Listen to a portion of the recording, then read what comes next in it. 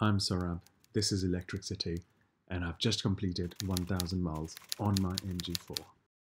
Hey everyone, thanks for all your views, comments, and likes towards all my previous videos. I've just completed 1000 miles on my MG4 and I cannot wait to share my thoughts with you. Right, let's start with the average. I have had 4.1 miles per kilowatt hour for my first 1000 miles. Just to give you a bit of background, this is the standard edition SE model, which I picked up on 2nd of November, and I've driven around 40% on the motorway and 60 is around town driving. Climate-wise, it has been fairly cold, with a lot of rain, with a maximum of 16 and minimum of 2 degrees. Of course, the average is going to drop with a drop in the temperature. I've had Omi Pro charger installed a day before I picked the car up, and I've been using to charge my car during off-peak hours only. I'm on Octopus Intelligent tariff, and as of November 2022, I am paying 10p per kilowatt hour during the off-peak hours, which are 11:30 till 5:30 in the morning, and for the rest of the day, I pay 43p per kilowatt hour.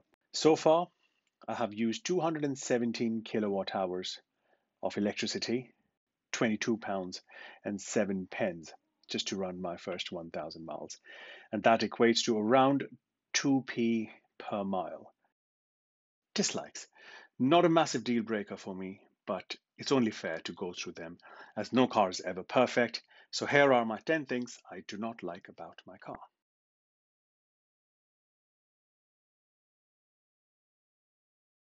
Passenger seats can be adjusted for reach and back support. However, no adjustment is there for the height. Mind you, if you don't even get lumbar support either. There is no rear passenger light, which can make the car look very dark and dingy, especially in these winter evenings. Remember, rear darkened windows and black headliner do make the car rear cabin look really dark and dull. Seats are very soft and ever so comfortable. However, the quality of the cloth, since it's an SE, is quite questionable. They've already started wrinkling, and I'm not sure how will they look after a few years of use. One thing which came as a surprise to me was there aren't any rear speakers. This can make your rear passengers a tad bit irritable, as all they can hear is some muffled audio coming from the front speakers. This is something which will definitely annoy some drivers or passengers. They'll end up hitting their calves to the very sharp side sills. Those side panels aren't covered by the door, so they're always going to get dirty, resulting in messing up your trousers, skirts, or legs. Next on my list is the gear selector floating shelf. Due to its location, and depending on your seating position and your height, you will end up hitting your knee to it. And trust me, it's not going to be a very pleasant feeling. Moreover, the shelf being just over the cup holders does make it a little tricky to pull a tall coffee cup or a flask. Even dealing with a small water bottle is going to be a struggle at times, especially when you're driving and you have to concentrate. Lack of the rear wiper does compromise the rear visibility a bit. Moreover, the rear demister is also on a slow side to react and clear the rear window completely. Infotainment System. Touch response is a little laggy, and Apple CarPlay, Android Auto have mind of their own and very picky when it comes to which cable to use, and you'll end up getting intermittent loss of connection. Auto headlights. They're very sensitive. I've had a few occasions where I was driving with the headlights on in the middle of the day with partially clouded sky. Random warning lights. I've been lucky as I haven't yet been bitten by the oil gate and the under tray bulging. However, I've had a few occasions where the lower tire pressure warning and auto hold error message appeared on my driver's display. Oh, and forgot to mention another one. Since I've spent so much time with the MG, I'm losing my memory too. All the MGs have memory of a goldfish. It's lack of not remembering the last driven state that is, driving mode, regen, AC settings, etc., can drive you over the bend.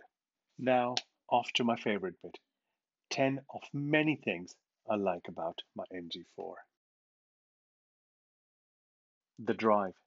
Coming from a Mini Cooper, I cannot believe how similar MG is to drive.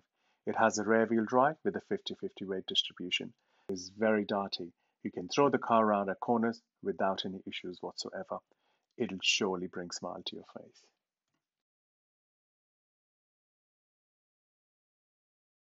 The car is always ready to go. Having no start button makes it a little weird initially, but soon it becomes a second nature. You just unlock the car, have a seat, press the brake, put it in D mode, and off you go.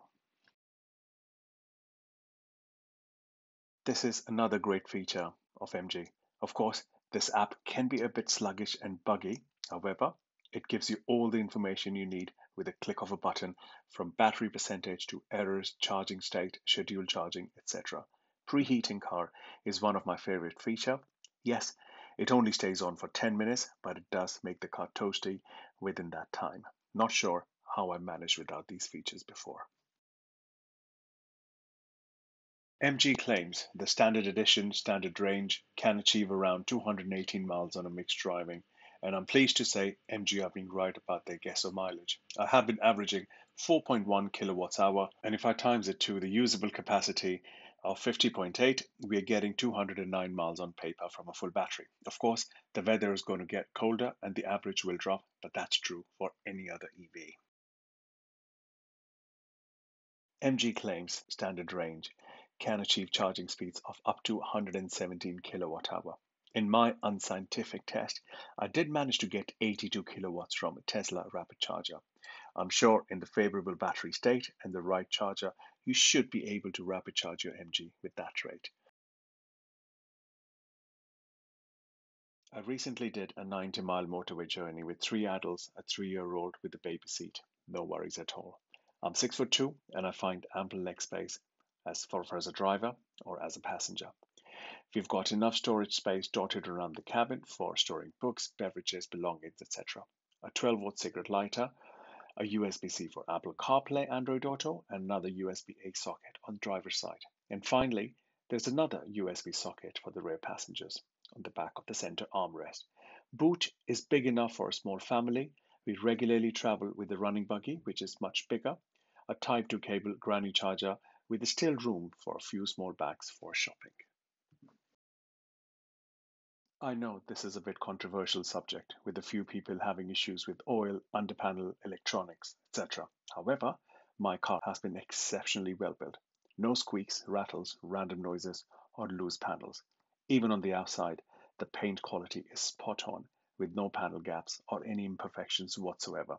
Considering what you pay for the MG, I'm really pleased with it. This is the SE model, and as standard, you get a lot of tech. You get Apple CarPlay, Android Auto, built-in GPS for iSmart app support, keyless entry, MG Pilot, auto LED headlights, and high beam assist. Steering wheel mounted customizable joysticks type control, ACC, TGA, which is adaptive cruise control, and traffic jam assist, which are one of my favorites, and the intelligent speed limiter.